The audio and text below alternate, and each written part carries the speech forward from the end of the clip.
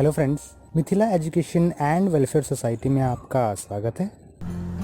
आप यहाँ से इंसर्ट सेल्स, इंसर्ट शीट रोज, इंसर्ट शीट कॉलम्स, इस तरह की चीज़ें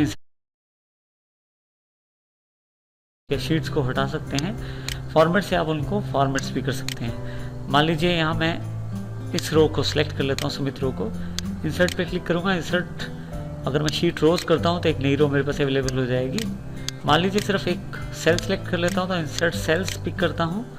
ऑप्शन मेरे पास अवेलेबल हो जाएंगे कि जो सेल्स बाकी हैं इसके साथ वाले, क्या वो सेल नीचे चले जाएं या सेल्स राइट चले जाएं या पूरी एक लाइन नहीं मेरे पास आ जाए या पूरा कॉलम आ जाए। मान लीजिए मैं सेल्स डाउन कर देता हूँ तो जैसे ओके करता हूँ, देखिए एक एक सेल्स मेरे पास नीचे चले गए हैं। इस तरह से मैं इसका प्रयोग कर सकता हूँ। इसके अतिरिक्त मैंने कंट्रोल सेट करके देखिए फिर से वापस आना चाहा है। मैं फिर से वापस अपने नॉर्मल पोजीशन पे आ गया हूँ। इंसर्ट पे एक इंसर्ट शीट लास्ट ऑप्शन है, आप क्लिक करें तो देखिए आपके पास एक शीट नई अवेलेबल हो जाएगी। यहाँ हम शीट 1 पे काम कर रहे हैं। 2 और 3 बाय डिफ़ॉल्ट ऑप्शन हमारे पास थी, शीट पहले से अवेलेबल थी 2 और 3। 4th को हमने डिलीट कर दिया था, 5th और 6th इसलिए हमारे पास अवेलेबल हो गई है। हम फर्स्ट पे चले जाते हैं जहाँ हमारा कार्य चल रहा है। इसी तरह से नेक्स्ट अगर आप डिलीट करना चाहते हैं किसी चीज़ को तो उसे भी डिलीट कर सकते हैं, जैसे सेल्स, रोज, कॉलम या शीट को। मान लीजिए मैं इस सेल को डिलीट करना चाहता हूँ तो डिलीट सेल्स पे जैसे ही क्लिक करूँगा मेरे पास ऑप्शन अवेलेबल है कि जो बाकी जो नीचे वाले सेल हैं क्या वो ऊपर की तरफ आ जाएं, जो ये राइट साइड वाले सेल हैं क्या वो लेफ्ट की तरफ आ जाएं। मैं शिफ्ट सेल्स लेफ्ट पे क्लिक करके ओके कर देता हूँ तो देखिए जितने भी सेल्स हैं वो लेफ्ट की तरफ शिफ्ट हो गए हैं। इसके अतिरिक्त मैं चाहूँ तो पूरी की पूरी ये रो उड़ा सकता हूँ, जिसे डिलीट शीट रोज करके पूरा रो गायब हो जाएगा यहाँ से। कॉलम करूँगा तो जहाँ मेरा कर्सर है, ये जो सेल सिलेक्टेड है इसका कॉलम रेंज ये आता है। अगर मैं इसको यहाँ क्लिक करके डिलीट करता हूँ कॉलम को तो पूरा कॉलम डिलीट हो जाएगा। और अगर मैं डिलीट शीट करता हूँ तो शीट चली जाएगी। एक्टिव शीट को मैं डिलीट ना करके शीट 6 पे जाता हूँ, डिलीट पे जाके डिलीट शीट करता हूँ, देखिए शीट चली गई मेरे पास। इस तरह से शीट 5 पे जाके डिलीट शीट करता हूँ, वो शीट पे चली गई। तो इस तरह से मैं शीट डिलीट कर सकता हूँ अपने। नेक्स्ट ऑप्शन जो सेल्स ग्रुप में हमारे पास अवेलेबल है वो है फॉर्मेट के रूप में। फॉर्मेट का प्रयोग करने से पहले देखिए जैसे मैं इसकी रोज़ की हाइट और सेल्स की विड्थ बढ़ा लेता हूँ। इसके लिए माउस 2 कॉलम्स के बीच में रखें और जितना विड्थ बढ़ाना चाहते हैं वो बढ़ा सकते हैं। इस तरह से आप 2 रोज़ के बीच में अपना माउस का कर्सर रखें, प्लस का निशान आते ही उसे नीचे ऊपर की तरफ करें तो देखिए मेरे पास हाइट अवेलेबल हो जाएगी रो की। अब मैं ये अपना टेबल सेलेक्ट कर लेता हूँ।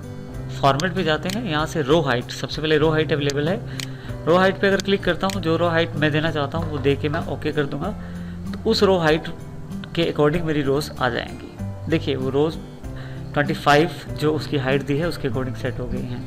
कंट्रोल सेट करके नॉर्मल पोजीशन पे वापस आ रहा हूँ मैं। फिर से फॉर्मेट पे ऑटो फिट रो हाइट है। देखिए अगर ध्यान दें तो कोई मेरी रो बहुत बड़ी है हाइट में, कोई छोटी है।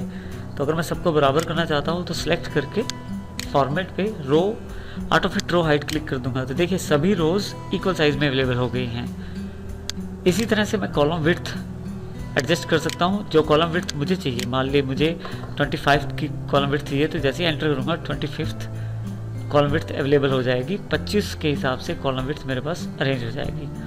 इससे जो मेरी कॉलम विड्थ है वो 25 हो जाएगी। कंट्रोल Z करके नॉर्मल पोजीशन पे वापस आ रहा हूँ मैं। फिर से फॉर्मेट पे जाके देखें ऑटो फिट कॉलम विड्थ अगर मैं क्लिक करता हूँ तो जितना ज़्यादा डेटा लिखा है उसके अकॉर्डिंग अपने आप वो विड्थ सेट कर लेगा, जिससे आपके जो शीट है उसमें कम से कम जगह ये लेगा।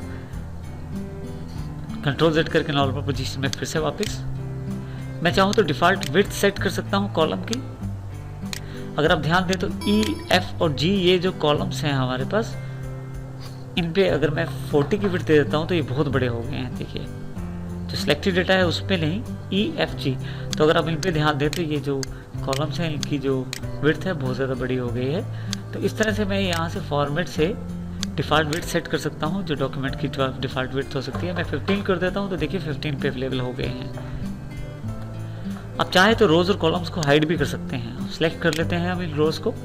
फॉर्मेट पे जाके अगर मैं हाइड एंड हाइड पे जाके हाइड रोज़ कर देता हूँ तो ये हाइड हो जाएंगी रोज़, और यहाँ से अनहाइड रोज़ कर देता हूँ तो वापस आ जाएंगी। इसी तरह से कॉलम को सिलेक्ट करके अगर मैं हाइड कॉलम्स कर देता हूँ तो हाइड हो जाएंगे कॉलम्स, दोबारा यहाँ हाइड एंड हाइड पे जाके अनहाइड कॉलम्स कर दूंगा तो वापस आ जाएंगे। इसी तरह से मैं अपनी शीट को भी हाइड और अनहाइड कर सकता हूँ। जैसे हाइड शीट क्लिक करते ही मेरी जो 1 नंबर की शीट है वो हाइड हो गई है। वापस चाहिए तो फिर से फॉर्मेट पे जाएं, हाइड एंड हाइड पे अनहाइड शीट पे क्लिक करें, शीट 1 जो कि गायब हुई थी उस पर क्लिक करके ओके करें। देखिए फिर से वापस शीट आ गई है आपके पास। इसके अलावा आप चाहें तो शीट जो है हमारी उसे रीनेम कर सकते हैं। जैसे हमारे पास शीट 1 है, रीनेम करके जो मैं लिखना चाहता हूँ, जो नाम शीट का देना चाहता हूँ वो दे सकता हूँ। जैसे क्लास 5 डेटा के नाम से मैंने शीट का नाम रख दिया है।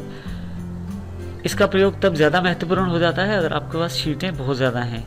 फिर आप डायरेक्ट शीट का नाम देने से आपको ये जानकारी मिल जाएगी कि शीट के अंदर कौन सा डेटा अवेलेबल है।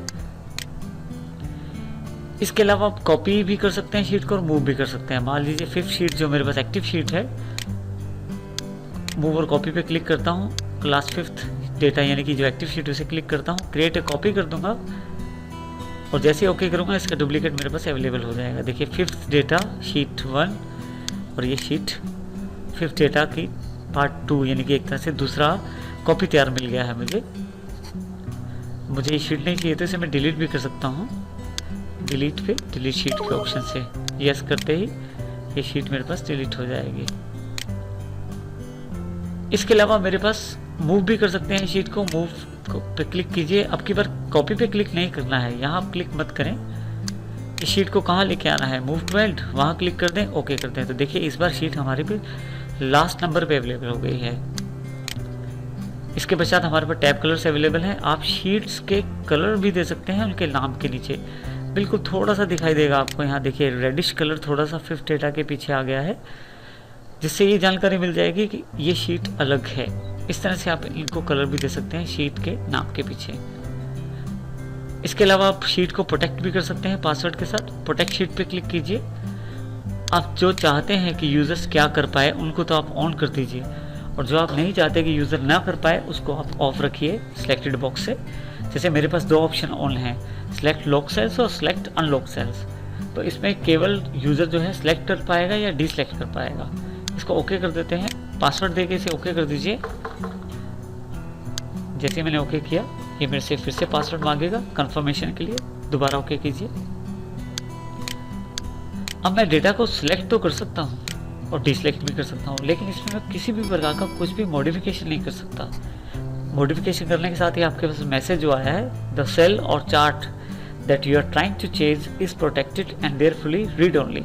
इसका अर्थ यह है कि आप जो डेटा आपके पास अवेलेबल है उसमें आप किसी भी प्रकार का कोई भी चेंज नहीं कर सकते। डेटा को अनप्रोटेक्ट करने के लिए फिर से फॉर्मेट पे जाके अनप्रोटेक्ट शीट पे क्लिक कीजिए। जो पासवर्ड आपने दिया था दोबारा दीजिए। जैसे आप ओके करते हैं फिर से एडिटिंग के सारे ऑप्शंस आपके पास अवेलेबल हैं। इस तरह से फॉर्मेट जो ऑप्शन है इसका प्रयोग करके हम अपने रोज़ की हाइट बढ़ा सकते हैं, कॉलम की विड्थ बढ़ा सकते हैं और अपने डेटा को प्रोटेक्ट भी कर सकते हैं।